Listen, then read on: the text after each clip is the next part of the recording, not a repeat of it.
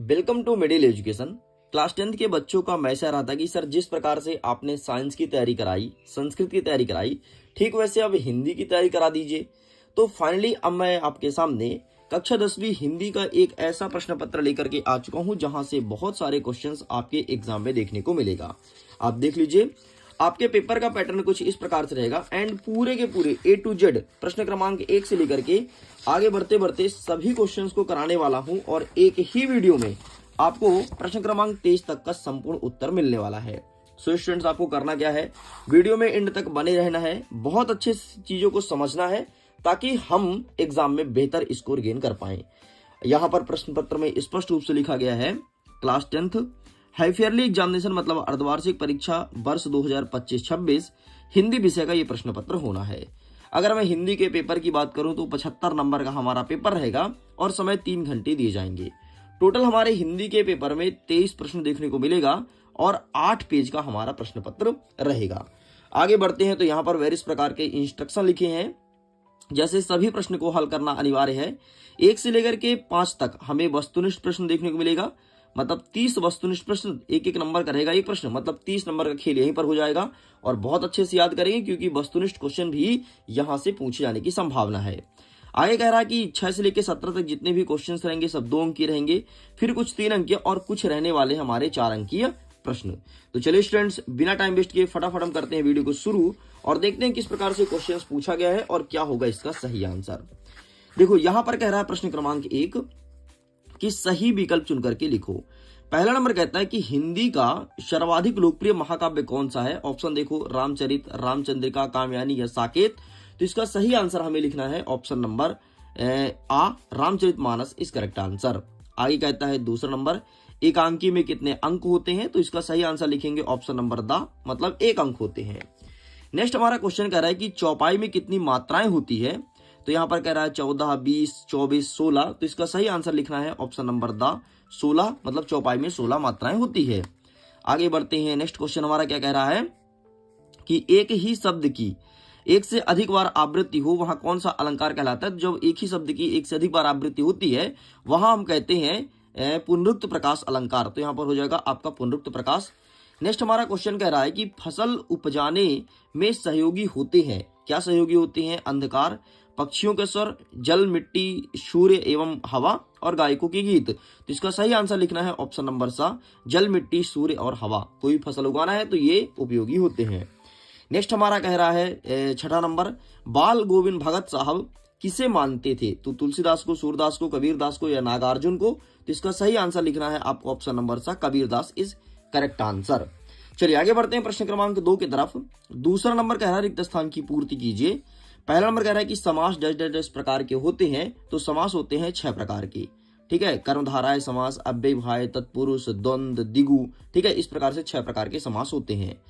चलिए, हमारा दूसरा नंबर कह रहा है कि श्रृंगार रस का स्थायी भाव क्या होता है। तो श्रृंगार का होता है रति। याद रख लो भाई, सब जितने ही रस है ना 10 के 10 10 के याद होना चाहिए। श्रृंगार का रति, हास्य का हास, करुण का शोक, रौद्र क्रोध, विभत्स का जुगुप्सा, अद्भुत का विस्मय, भयानक का भय, वीर का उत्साह, वात्सल्य का वत्सल। ये चीज तुमसे पता ही होना चाहिए क्योंकि हर एक एग्जाम में एक क्वेश्चन आता है। 9वीं, 10वीं, 11वीं, 12वीं सब बार पूछा गया है। आगे बढ़ते हैं, तीसरा नंबर कह रहा है कि प्रयोगवादी कविता के प्रवर्तक कौन है। तो यहाँ पर आपको लिखना है अज्ञेय। प्रयोगवादी कविता के प्रवर्तक अज्ञेय को माना गया है। तो यहाँ पर आपका सही उत्तर अज्ञेय हो जाएगा। नेक्स्ट कह रहा है कि आधुनिक काल का प्रारंभ कब हुआ था। तो आधुनिक काल का प्रारंभ हुआ था 1843 ईस्वी से, ठीक है। इसी टाइम से आधुनिक काल स्टार्ट माना जाता है। हमारा 5वां नंबर कह रहा है कि डैश डैश डैश ने परशुराम पर तीखे व्यंग प्रहार किया। तो लक्ष्मण ने परशुराम पर तीखे व्यंग प्रहार किया था कि भाई लक्ष्मण, परशुराम ज्यादा गुर्रा मत, जिस धनुष की बात कर रहा है अभी तो इनको नहीं जानता जिन्होंने धनुष को तोड़ा है। इस प्रकार से व्यंग निहित है। हमारा 6ठा नंबर कह रहा है कि नेताजी का चश्मा गद्य की डैश डैश विधा की रचना है। तो गद्य की एक कहानी है। नेताजी का चश्मा कुछ और नहीं है बल्कि एक कहानी है जिसमें सरकंडे का चश्मा लगा होता है नेताजी की मूर्ति पर। आगे बढ़ते हैं, प्रश्न नंबर 3 कह रहा है कि सत्य असत्य लिखो। इसमें पहला नंबर कह रहा है कि वीर रस का स्थायी भाव क्या क्रोध होता है।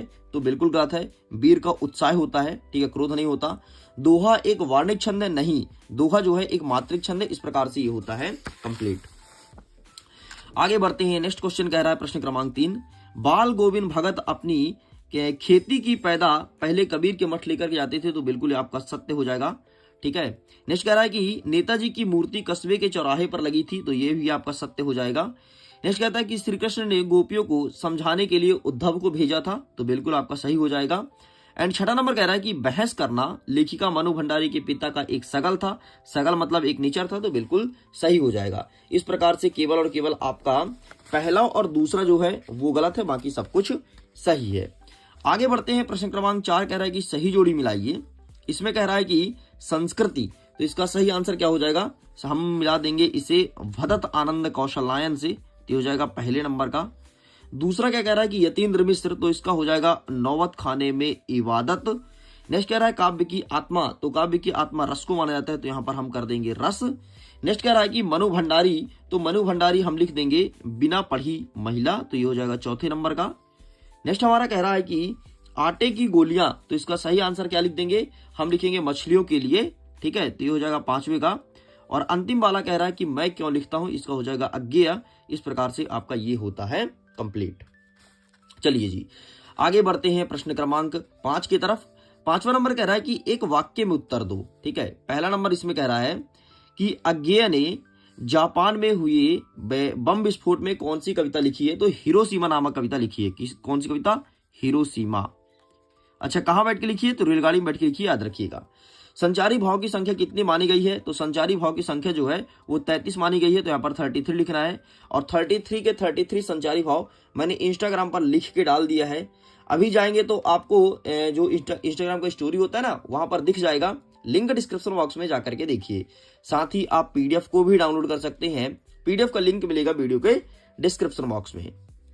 आगे हमारा तीसरा नंबर कह रहा है कि एक से अधिक अर्थ रखने वाले शब्द को क्या कहते हैं, तो एक से अधिक अर्थ रखने वाले शब्द को कहते हैं अनेकार्थी शब्द, तो यहां पर क्या कर दोगे, अनेकार्थी शब्द। चलिए आगे बढ़ते हैं कि गंतोक, गंतोक का अर्थ क्या होता है, तो गंतोक का मतलब होता है पहाड़, क्या होता है, पहाड़, तो आपको यहां पर पहाड़ कर देना है। नेक्स्ट हमारा क्वेश्चन कह रहा है कि माता का आंचल में कहां की संस्कृति का अंकन हुआ है, तो देहाती मतलब गांव की संस्कृति का अंकन हुआ है, तो आपको यहां पर लिखना है देहाती संस्कृति, ठीक है, देहाती लिख देना है, ठीक। नेक्स्ट कहता है कि बाल गोविंद भगत क्या काम करते थे, तो बाल गोविंद भगत का जो काम था वो था खेती बाड़ी का, ठीक, तो यहां पर आपको खेती बाड़ी कर देना है, खेती बाड़ी। इस प्रकार से आपका ये होता है कंप्लीट। चलिए आगे बढ़ते हैं, अब हम कवर करते हैं प्रश्न नंबर 6, जिसमें कह रहा है कि प्रयोगवाद कविता की 2 विशेषताएं बताना है, या फिर प्रयोगवाद की 2 विशेषता बताना है। और अथवा कह रहा है कि नई कविता के 2 कवि का नाम और उनकी एक एक रचनाएं भी बतानी है। तो आइए अब हम फटाफट आंसर को देखना करते हैं प्रारंभ। तो सबसे पहले हम देखेंगे नई कविता, तो आपके सामने सबसे पहले देखेंगे हम प्रगतिवाद, तो ये रहा प्रगतिवाद और इसकी विशेषताएं, तो टेका स्क्रीनशॉट, ठीक है। फिर कहते हैं नई कविता, तो ये रहा नई कविता की, एक सेकंड ना, ये रहा नई कविता की कवि का नाम और उनकी रचनाएं, तो इसका कोई फोटो खींच लो। आगे बढ़ते हैं, नेक्स्ट हमारा 7वां नंबर क्या कह रहा है कि तुलसीदास एवं नागार्जुन की काव्यगत विशेषताएं बतानी है निम्न बिंदुओं के आधार पर, जैसे 2 रचना भाव पक्ष। तो देखिए स्टूडेंट्स, इसके लिए मैंने ऑलरेडी बहुत अच्छे से पीडीएफ बना रखी है, लिंक दे दूंगा डिस्क्रिप्शन बॉक्स में, तो क्लिक करके उसे देखना जरूर, क्योंकि ट्रिक से मैं याद कराने का प्रयास किया हूं। पता है आपको उसकी रचनाएं, उनके बारे में, उनका जीवन परिचय, भाव पक्ष, कला पक्ष, इतने सरल शब्दों में मिल जाएंगे ना, यकीन मानो कोई किताब में तुम नहीं पाओगे। तो लिंक डिस्क्रिप्शन बॉक्स में है, जाकर के पीडीएफ डाउनलोड कर लो। मैं तुलसीदास नागार्जुन दोनों को वहां पर अपलोड कर दिया हूं। आगे बढ़ते हैं, 5वां नंबर कह रहा है कि कवि आत्मकथा लिखने से क्यों बचना चाहता है, ये प्रश्न पूछा है। और अथवा में कह रहा है कि फागुन में ऐसा क्या होता है जो बाकी ऋतुओं से भिन्न है। तो आइए दिखा देते हैं कि कवि आत्मकथा लिखने से क्यों बचना चाहते हैं। तो ये रहा है आपके सामने। सबसे पहले आप फागुन वाला देख लीजिए, ऊपर वाला, ठीक, कवि आत्मकथा लिखने से क्यों बचना चाहते हैं, ये रहा आपके है सामने आंसर, ठीक है। तो आप इसका स्क्रीनशॉट ले लो, एंड ये रहा तुम्हारे सामने फागुन वाला, ठीक। तो एक सेकंड ना, ये ठीक है, दूसरा नंबर, तो आप इसका स्क्रीनशॉट ले लो। चलिए आगे बढ़ते हैं, प्रश्न नंबर 9 कह रहा है कि उद्धव की व्यवहार की तुलना किन किन से की गई है, प्रश्न पूछा है। तो आइए देख लेते हैं कि इसका सही उत्तर क्या हो जाएगा। तो उद्धव की व्यवहार की तुलना किससे की गई है, ये आपके सामने लिखा है आंसर, ठीक है। तो आप इसका भी स्क्रीनशॉट ले लीजिए। याद कीजिए अपने स्कूल का पहला दिन। आपको याद है आपने कुछ टारगेट सेट किया था। आपका यही टारगेट था कि क्लास 10th में हम बहुत अच्छे से पढ़ाई करेंगे और अच्छे परसेंटेज बनाएंगे। जैसे मेरा अच्छा परसेंटेज बनेगा, हमारे माता पिता का सर गर्व से ऊपर उठेगा। आपका भी यही ड्रीम था ना। लेकिन आपको पता है इस वक्त आप अपने ड्रीम से भटक रहे हैं। आप डेली कहते हैं हम कल से पढ़ाई करेंगे, कल से पढ़ाई करेंगे, लेकिन हमारी पढ़ाई हो नहीं पाती है। और अब तो हमारे पास ज्यादा समय भी नहीं बचा है। हमारा नवंबर माह हाफ ईयरली एग्जाम में बीतते जा रहा है। जनवरी में हमारा प्री बोर्ड एग्जाम होगा। मतलब हमारे पास मात्र दिसंबर बस का समय बचा है। आपके उंगली को पकड़ के मैं उस लक्ष्य तक ले जाऊंगा जहां से तुम्हारे माता पिता तुम पर प्राउड फील करेंगे और गर्व से समाज के सामने जी सकेंगे। आपके सामने मिडिल एजुकेशन लेकर के आया है टॉपर सीरीज वर्ष 2026। इसके अंतर्गत आपको सभी सब्जेक्ट के सभी चैप्टर को बहुत अच्छे से कवर किया जाएगा। फिर चाहे आपके वस्तुनिष्ठ प्रश्न हो या फिर आपके 2 नंबर, 3 नंबर, 4 नंबर के क्वेश्चंस। डेली लाइव क्लासेस लेगी और डाउट सेशन भी रखेगी। सारे क्वेश्चन एग्जाम ओरिएंटेड रहेंगे, मतलब वही क्वेश्चन जो आपके एग्जाम में आता है वही सब कराया जाएगा। आपको पता है टॉपर जब भी टॉप करता है ना तो उसकी कुछ ना कुछ स्ट्रेटजी होती है। मैं टॉपर से मिलवाऊंगा और टॉपर के ट्रिक्स को तुम्हारे सामने शेयर करूंगा। जो भी चीजें क्लासेस में बताई जाएगी ना उसका नोट्स दिया जाएगा, वो भी अल्ट्रा HD के फॉर्म में। दोनों लैंग्वेज में रहेगी, हिंदी और इंग्लिश। कुछ स्टेप को फॉलो करके हमारे साथ जुड़ सकते हैं। गूगल प्ले स्टोर से मिडिल एजुकेशन का एप्लीकेशन डाउनलोड करना है। एप्लीकेशन जैसे डाउनलोड करते हैं लॉगिन का पूरा प्रोसेस कीजिएगा एंड पेड कोर्स के ऑप्शन को क्लिक करना है। सबसे ऊपर ही आपको टॉपर सीरीज वर्ष 2026 का एक लिंक मिल जाएगा। वहां पर सबसे नीचे आपको बाय बटन का ऑप्शन मिलेगा, उसे सिंपल सा क्लिक करके और अपने UPI से पेमेंट करना है और 20 नवंबर से चल रही डेली लाइव क्लासेस का मजा लेना है। चलिए, तो यहाँ तक होता है कंप्लीट। आगे देखते हैं इसका अथवा क्या कह रहा है। तो यहाँ पर क्वेश्चन मेंशन है। हमारा क्वेश्चन कह रहा है कि गोपियों ने उद्धव से योग की शिक्षा कैसे लोगों को देने की बात कही है। तो ये रहा इसका आंसर। तो आप इसका भी फोटो क्लिक कर लीजिए। चलिए साइड करते हैं। नेक्स्ट प्रश्न, प्रश्न नंबर 10 कह रहा है कि महाकाव्य और खंड काव्य में अंतर स्पष्ट कीजिए। और इसी का अथवा कहता है कि चौपाई छंद, दोहा छंद को परिभाषित करना है विथ एग्जाम्पल। तो आइए देख लेते हैं फटाफट। सबसे पहले हम देखेंगे महाकाव्य और खंड काव्य में अंतर, फिर आगे बढ़ेंगे। तो ये रहा है आपके सामने महाकाव्य और खंड काव्य में अंतर। Take a screenshot, got it. And next जो आपसे पूछा गया क्वेश्चन, तो इसका आंसर ये रहा। तो ये रहा आपके सामने दोहा छंद और ये रहा नीचे आपके सामने चौपाई छंद। तो दोनों का एग्जाम्पल सहित अच्छे से याद कर लेना। आगे बढ़ते हैं। प्रश्न नंबर 11 कह रहा है कि मानवीकरण अलंकार को परिभाषित करना है एग्जाम्पल सहित। और अथवा कहता है कि वात्सल्य रस का परिभाषा लिखना है विथ एग्जाम्पल। तो आइए देखते हैं मानवीकरण अलंकार क्या होता है। तो ये लिखा है मानवीकरण अलंकार। तो आप इसका भी फोटो क्लिक कर लीजिए, ठीक है। एंड ये रहा इसका एग्जाम्पल, ठीक। एंड इसके अथवा में क्या कह रहा है कि वात्सल्य रस का परिभाषा बताना है विथ एग्जाम्पल। तो वात्सल्य रस देख लेते हैं फटाफट। तो ये रहा है आपके सामने वात्सल्य रस। तो आप इसका भी फोटो क्लिक कर लीजिए। चलिए आगे बढ़ते हैं। प्रश्न क्रमांक 12 कह रहा है कि निबंध की परिभाषा लिखते हुए किन्हीं 2 निबंधकार का नाम लिखना है। और अथवा कह रहा है कि कहानी और उपन्यास में अंतर लिखना है कोई 2। तो आइए देख लेते हैं निबंध और निबंधकार का नाम। तो ये रहा तुम्हारे सामने। ये सबसे पहले निबंध के बारे में लिखा है गुलाब राय द्वारा। तो आप इसका फोटो क्लिक कर लो। एंड जो आपसे नेक्स्ट कहता है ना, क्या कहता है कि कहानी और उपन्यास में अंतर। तो ये रहा कहानी और उपन्यास में अंतर। तो आप इसका भी फोटो क्लिक कर लीजिए। चलिए साइड करते हैं नेक्स्ट क्वेश्चन की तरफ। नेक्स्ट हमारा प्रश्न क्रमांक 13 कह रहा है कि राम वृक्ष बेनीपुरी अथवा मनु भंडारी की साहित्यिक विशेषताएं लिखना निम्न बिंदुओं के आधार पर, जैसे 2 रचना और भाषा और शैली। तो इसका भी मैं बाकायदे PDF दे दूंगा, तो इनको भी PDF के थ्रू ही देख लीजिएगा, ठीक है। आगे बढ़ते हैं। प्रश्न क्रमांक 14, सेनानी ना होते हुए भी लोग चश्मे वाले को कैप्टन क्यों कहते थे। और यहीं पर अथवा पूछा है कि भगत की पुत्रवधि उन्हें अकेले क्यों नहीं छोड़ना चाहती थी। ये चीज पूछा गया है।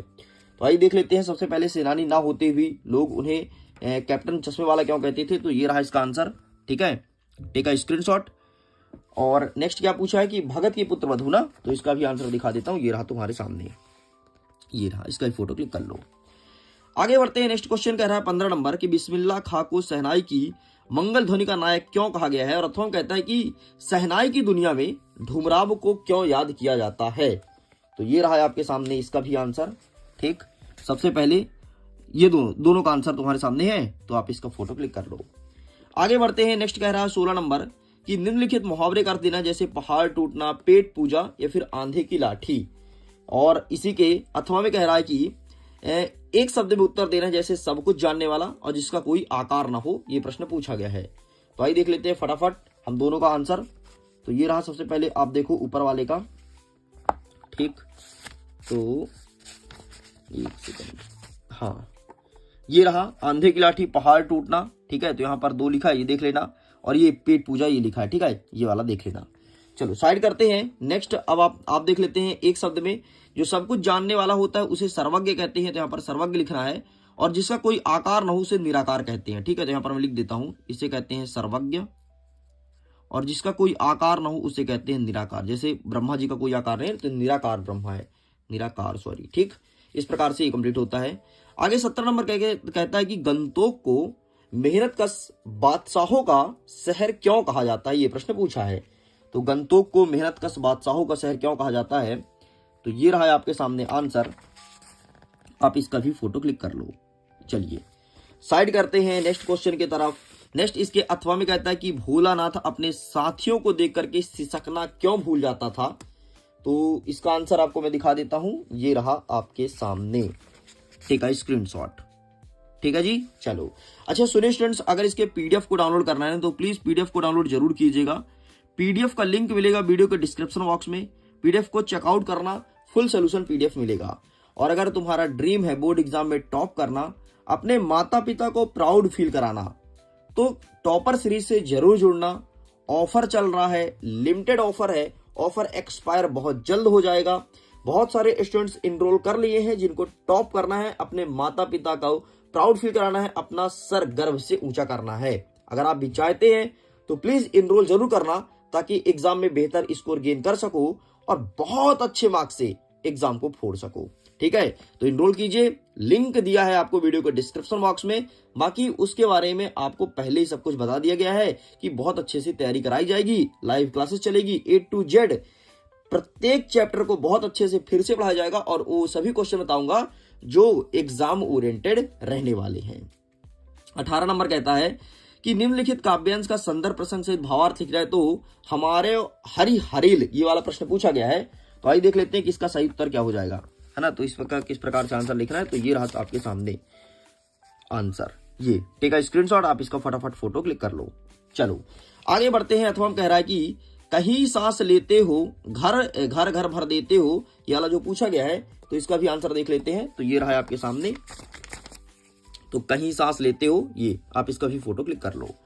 चलिए आगे बढ़ते हैं। प्रश्न क्रमांक 19 नंबर कहता है कि आपको एक गद्यांश दिया है और इस गद्यांश का आपको संदर्भ प्रसंग अर्थ लिखना है। ये बाल गोविंद भगत से है, और अथवा कहता है कि हमारी एक संस्कृत व्यक्ति किसी नई चीज को खोज करता है, ये चीज पूरा गया है। तो आइए देख लेते हैं कि इसका सही आंसर क्या होगा। तो ये रहा है आपके सामने इसका सही आंसर, चुपचाप ये छाप देना, ठीक, ये बाल गोविंद भगत वाला। तो टेक का स्क्रीनशॉट। आगे देखते हैं इसके अथवा कहता है कि एक संस्कृत व्यक्ति, तो इसका फिर आंसर देख लेते हैं फटाक से। तो ये रहा तुम्हारे सामने एक संस्कृत व्यक्ति, तो आप इसका भी फोटो क्लिक कर लीजिए।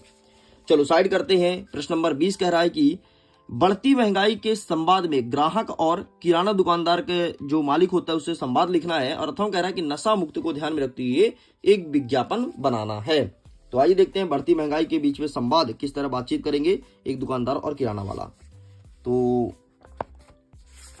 ये रहा है आपके सामने संवाद लेखन, ये बढ़ती महंगाई के संबंध में दुकानदार और किराने के संवाद, ठीक है।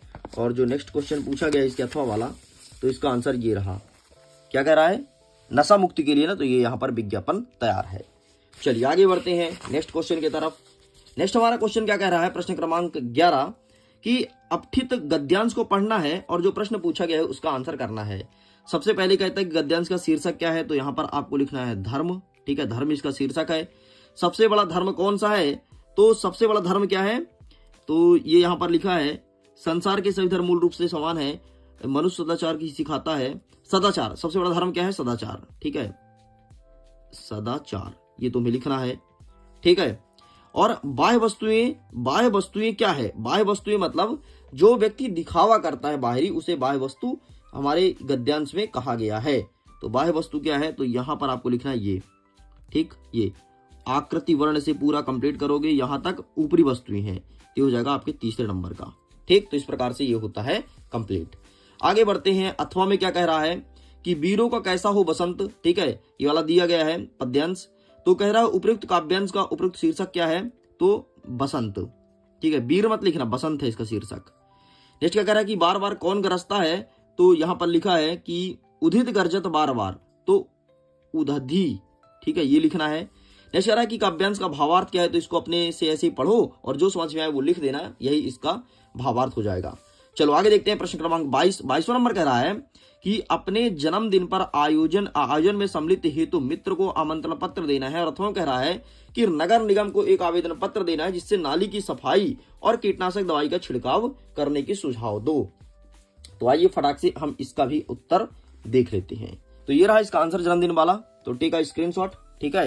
एंड इसके बाद जो आपसे एक और पूछा गया है नगर निगम की सफाई के लिए, तो ये रहा, ठीक है। एंड इसके बाद ये तुम्हें लिखना है।